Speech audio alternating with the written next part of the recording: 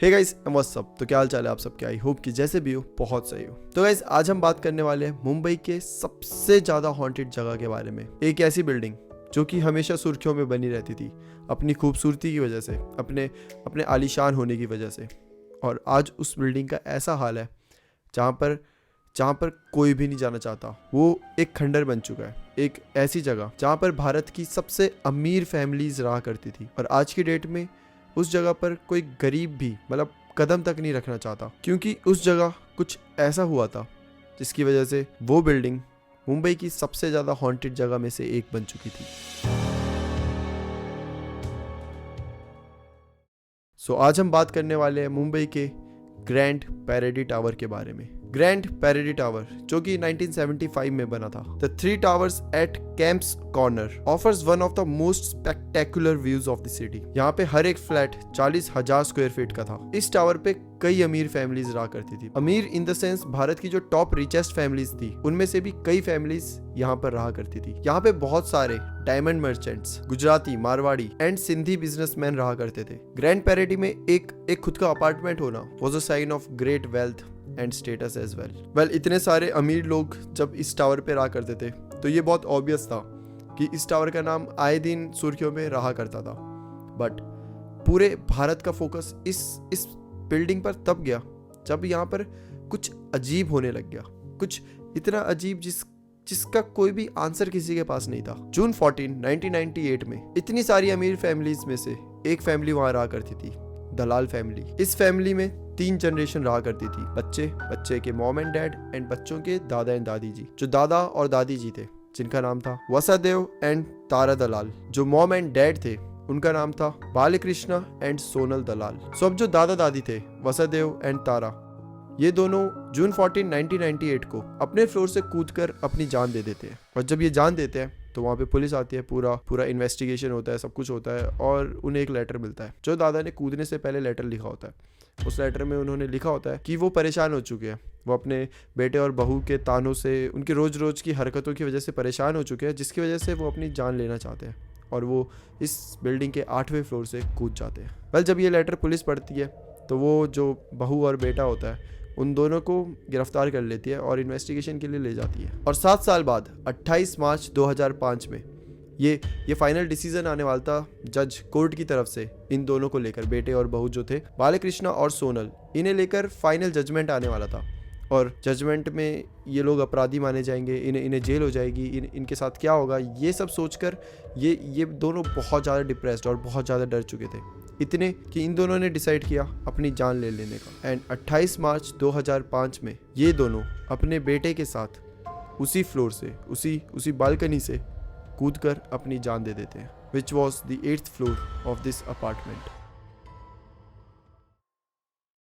और जब ये होता है तो जो ग्रैंड पैरेडी की कमेटी होती है वो हिल जाती है न्यूज़ सुनकर, क्योंकि यहाँ पर इस टाइप के केस पहली बार नहीं आए होते। इससे पहले भी कई केस आ गए होते हैं। अब जो कमेटी होती है वो काउंसलर्स लेकर आते हैं सोसाइटीज़ में, जो सबसे बात करे, सबको समझाएं कि आपको ऐसा नहीं करना चाहिए, सबको मतलब राइट पाथ दिखाएं। क्योंकि इस सोसाइटी में ये चीज़ें कुछ ज़्यादा बढ़ने लग गई थी और किसी को रीज़न समझ ही नहीं आ रहा था। 100 फैमिलीज होती है, 100 मेंबर्स होते हैं, फैमिली मेंबर्स, जो कि काउंसलिंग सेशन अटेंड करते हैं। इनफैक्ट 100 तो हमें पता है और औरों का बताना है कि 100 से कई ज़्यादा लोग थे जिनके दिमाग में उस टाइम ये सब चल रहा था कि हम भी ऐसा कुछ कर देंगे, हमें और नहीं जीना, ये सब। और वो सब जाते हैं उस काउंसलिंग सेशन को अटेंड करते हैं और ये देखकर सब बहुत ज़्यादा डर जाते हैं। इनफैक्ट जो काउंसलर्स होते हैं वो भी, कि लाइक इतना क्या हो गया, एकदम से इस टावर में ऐसा क्या हो गया कि हर कोई कूदना चाह रहा है, हर कोई अपनी जान देना चाह रहा है, हर कोई मरना चाह रहा है। किसी को भी कुछ समझ नहीं आ रहा था। Well, it was a question that perhaps even grand parody residents can't answer. So जैसा मैंने आपको बताया था कि यहाँ पे सिर्फ ये 2 केस नहीं थे, बल्कि इससे पहले भी कई केस हो चुके थे। अप्रैल 26, 2001 नारायण चंद्रा जो कि एक नौकर था वहाँ पे, वो भी कूदने की अटेम्प्ट कर रहा था। इनफैक्ट 10 घंटे का वहाँ पे पूरा ऑपरेशन चला था, जिसके बाद उसे बचाया गया था, अदरवाइज वो भी कूद जाता। जब उसे पकड़ा गया, उसे समझाया गया, तब पता चला कि उसने चोरी कर ली थी और वो चोरी करते हुए पकड़ा गया था, जिसकी वजह से वो इतना डिप्रेस्ड हो गया था, इतना बौखला गया था कि वो सोच रहा था कि वो बस खुद को ख़त्म कर दे। बट ऐसा नहीं हो पाया। ईयर 2000 में एक आदमी मिस्टर जैन नाम का वहाँ पर रहा करता था। और उसने भी इसी टावर पे कूद कर अपनी जान दे दी थी। सबका जान देने का सिर्फ एक ही तरीका था, कूद जाना। हर कोई सिर्फ अपनी जान लेना चाहता था, किसी को समझ नहीं आ रहा था ऐसा क्यों। जैसे जैसे इन्वेस्टिगेशन आगे चली, जैसे जैसे ये खबर और फैलने लगी, तब धीरे धीरे और चीज़ें हमें पता चलने लगी थी। उस टावर पे रहने वाले कई लोगों ने ये बताया था कि उनको रात को कुछ चिल्लाने की अजीब सी आवाज़ें सुनाई देती है, खासकर 8th फ्लोर से, जिसकी वजह से उनका दिमाग चलना बंद हो जाता है और बस वो ये सोचते हैं कि कैसे खुद को ख़त्म करा जाए। कई लोगों ने वहाँ पे कुछ ऐसी चीज़ें भी देखी है जो कि बिल्कुल नॉर्मल नहीं थी, जैसे एकदम रात में किसी एंटिटी का होना, कुछ दिख जाना और फिर उसका एकदम से गायब हो जाना, कुछ ऐसे ही नॉर्मल यहाँ से वहाँ चलते जाना, कुछ नॉकिंग सुनाई देना। ये सारे एक्सपीरियंस उस बिल्डिंग में हर फैमिली को हो रहे थे और इसी इंसिडेंट्स के बीच बीच में आए दिन हर कोई अपनी जान लेने में तुला हुआ था। काफ़ी लोगों ने ले ली थी, काफ़ी लोग ट्राई कर रहे थे बट ले नहीं पा रहे थे और काफ़ी लोग लेने का सोच रहे थे।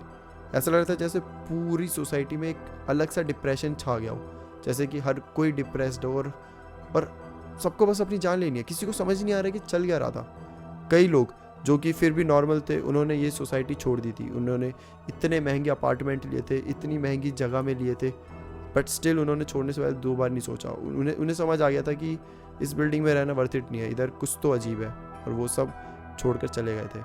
और इसी वजह से आज के टाइम पे ये टावर पूरी तरीके से अबेंडेंड हो चुका है, यहाँ पे कोई भी नहीं रहता, एक खंडर हो चुका है। और बहुत लोगों का कहना है कि आज भी इस टावर से अजीब सी आवाज़ें सुनाई देती है, एक अजीब सा एहसास होता है, एक वाइब होती है ना, बहुत नेगेटिव वाइब, वो यहाँ पर मिलती है। जिन लोगों ने यहाँ से कूद कर अपनी जान ली थी, जिनके बारे में मैंने आपको बताया, वो बहुत कम केसेस है। ऐसे बहुत सारे केस थे जो कि नेट में इतने ज़्यादा बताए नहीं गए, बस नॉर्मल बता दिया गया है कि एक लड़की कूद गई थी, एक लड़के ने ऐसे ही प्यार के चक्कर में अपनी जान दे दी थी, ऐसे करके।